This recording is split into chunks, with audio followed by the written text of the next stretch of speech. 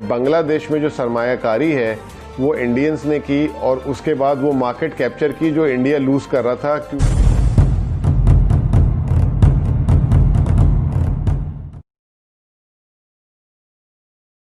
इससे मुझे एक तो खुशी हो रही है और एक गुस्सा आ रहा है।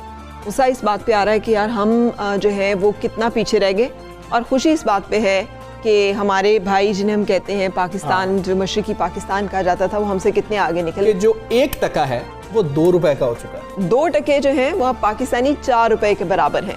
और ये जो बेकदरी है पाकिस्तानी रुपये की, ये इसका सिलसिला मुसलसल जारी है। लेकिन इसकी एक बहुत बड़ी वजह बांग्लादेश ने जो ये कामयाबी हासिल की है वो बांग्लादेश की मजबूत मुआशी पॉलिसियाँ हैं। इस वक्त तो आपके सामने सूरत हाल है, 2/3 इनका GDP का जो है कॉन्ट्रीब्यूशन वो गारमेंट्स फैक्ट्री से है। जो गारमेंट्स जो पाकिस्तान का एक होता था, हमारी ये कपास अच्छी होती थी, उनका पटसन अच्छा होता था, और पाकिस्तान जो है यहाँ पे बहुत अच्छा कपड़ा बनता था। पाकिस्तान की कॉटन दुनिया भर में मशहूर थी, लेकिन अब बांग्लादेश हम पे सबकत ले गया। उसमें हमारे पास कपास है और हमें ऑर्डर्स नहीं मिल रहे, और अगर ऑर्डर्स मिल रहे हैं तो हम पूरा नहीं कर पा रहे हैं, और कपास जो है उसकी पैदावार भी कम होती जा रही है। लेकिन बांग्लादेश जो है वो टेक्सटाइल इंडस्ट्री में अगर बात की जाए तो चाइना से मुकाबला कर रहा है जी। और सिर्फ टेक्सटाइल इंडस्ट्री में नहीं, इनका जो जी है ये सिर्फ सार्क ममालिक नहीं बल्कि इस वक्त दुनिया में सबसे ज्यादा बेहतरीन है। इनका जो एवरेज था ना एनुअल ग्रोथ, वो 8.20 एवरेज थी, जो कोविड की वजह से थोड़ा नीचे आई है, अब 7.5 कही जा रही है पेंडेमिक की वजह से। लेकिन आप देखें, हम तो माइनस में चले गए। इस वक्त खित्ते में इंडिया भी पीछे रह गया, पाकिस्तान भी पीछे रह गया। दुनिया के तमाम ममालिक में सबसे बेहतरीन जो प्रोग्रेस है, आपको पता है कि IT में नंबर 1 जा रहा है बांग्लादेश के। 6 लाख से जायद इनके जो है ना फ्रीलांसर्स हैं जो काम कर रहे हैं, और इनके 25 साल से नीचे 50% लोग हैं। पर कैपिटा इनकम जो है ये $1200, 1200 से थोड़ा ऊपर है, लेकिन चले $1200। पाकिस्तान की जो पर कैपिटा इनकम है वो $302 है। तो अंदाज़ा कर लें कि लाइफ क्वालिटी, लाइफ स्टैंडर्ड।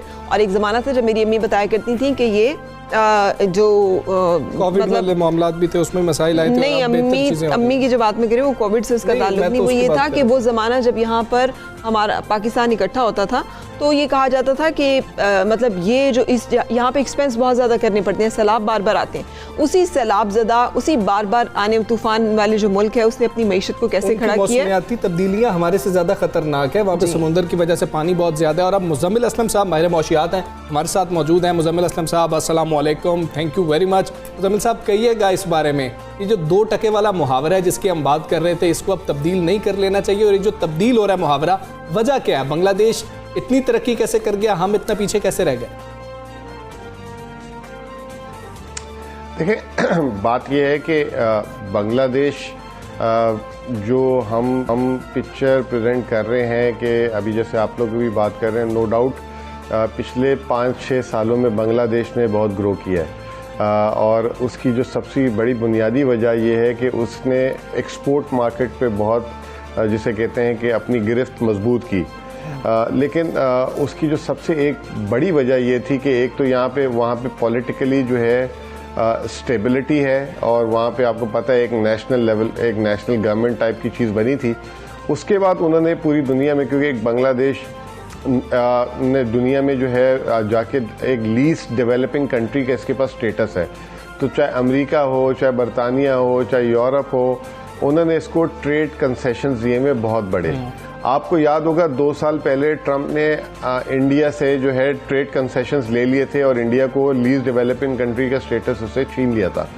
तो उसके बाद क्या हुआ कि बांग्लादेश में इंडिया की जो सरमायाकार थे, जो इंडिया से पहले जो एक्सपोर्ट्स करते थे इन ममालिक में, उन्होंने अपनी जाके फैक्ट्रीज लगाई।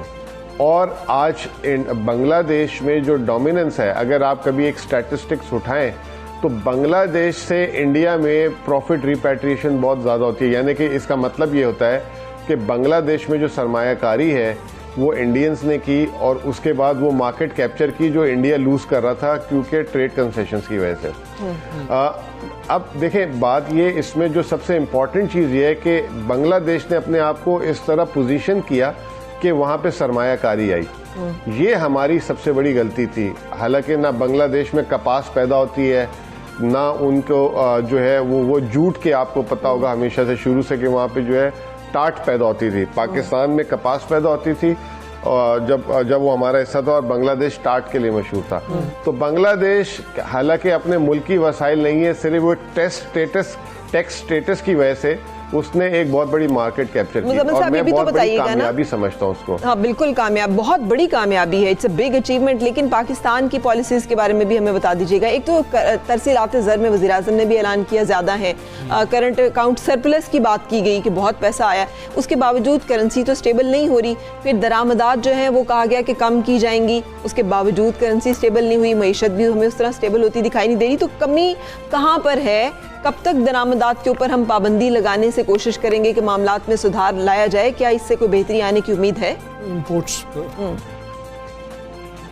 देखिए मैं आपको देखिए बात ये है ना कि हम सारे बहुत दूर बैठे हुए हैं, तो हमारा एक परसेप्शन बना हुआ है कि बांग्लादेश बहुत स्टेबल कंट्री है, ये बहुत स्टेबल मुल्क है। आपको मैं एक बात बताऊं कि जब ये कोरोना आया, तो जब ये कोरोना आने के बाद पूरी दुनिया बंद हुई, तो बांग्लादेश की बरामदात बहुत बुरे तरीके से इफेक्ट हुई और बांग्लादेश का कारोबार ठप होके रह गया। उनकी स्टॉक मार्केट बंद हो गई, और वो उन्होंने जैसे जो हमने 2008 में, आई डोंट नो आप लोग को स्टॉक मार्केट का कितना इल्म है, 2008-9 में हमारी स्टॉक मार्केट फ्रीज हो गई थी जब मुशर्रफ साहब गए थे और पीपल्स पार्टी गवर्नमेंट ने 4 महीने के लिए बंद कर दी थी। आज हमें 10 साल लग गए वो अपना इमेज रिवाइव करने में। वही एग्जैक्टली हरकत जो है बांग्लादेश ने अभी पिछले 5 महीने पहले की। बांग्लादेश में अब वो वाली सरमायाकारी नहीं रही जो आज से साल, 1.5 साल, 2 साल पहले रही थी। तो बांग्लादेश भी इंस्टीट्यूशनली इतना डेवलप नहीं हुआ। तो वो जो हमने देखा वो बांग्लादेश ने अब देखा। इसी तरीके से उन्होंने अपनी करेंसी को अभी तक संभाल के रखा हुआ, अपनी करेंसी को टूटने नहीं दे रहे। ये कोई जिसे कहते हैं कि ये कोई बड़ी उसकी बात नहीं है, खुशी की बात नहीं है कि आप आर्टिफिशियली अपनी चीज़ को रोकें। आपकी खुद ब खुद ऑटो पायलट पे अगर करेंसी स्ट्रांग हो रही है तो आपको खुश होना चाहिए। पाकिस्तान की हुकूमत ने ये जो है 2013 से 2018 के दरमियान ये करने की कोशिश की, करेंसी को दुनिया के सामने जो है स्टेबल दिखाया, लेकिन उसके पीछे ज़र मुबादला बंद करते थे, यानी कि फेंकते थे कि करेंसी की कीमत ना गिरे, जिसकी वजह से पाकिस्तान की एक्सपोर्ट्स जो हैं, अब आपको छोटी सी बात बता देता हूँ, हम बांग्लादेश की तारीफ कर रहे हैं। 2008 में हमारी जो बरामदात 12 अरब डॉलर थी और बांग्लादेश की 8 अरब डॉलर थी। आज बांग्लादेश की 40 से 45 अरब डॉलर है और हमारी जो है 22-23 अरब डॉलर, अभी भी 24 अरब डॉलर से ऊपर नहीं है। आपके ख्याल में वजह क्या है? वजह ही ये हुई कि हमने जी उसकी वजह ही ये हुई कि हमने अपनी एक तो ये कि अपनी प्रोडक्शन, अपनी प्रोडक्टिविटी पे काम नहीं किया। हमने बिजली, आपके सामने अभी तक बिजली का मसला पाकिस्तान में, फिर हमने इतनी महंगी बिजली लिया है कि वो कोई दुनिया में इतनी महंगी बिजली के साथ बरामदात नहीं कर सकता था।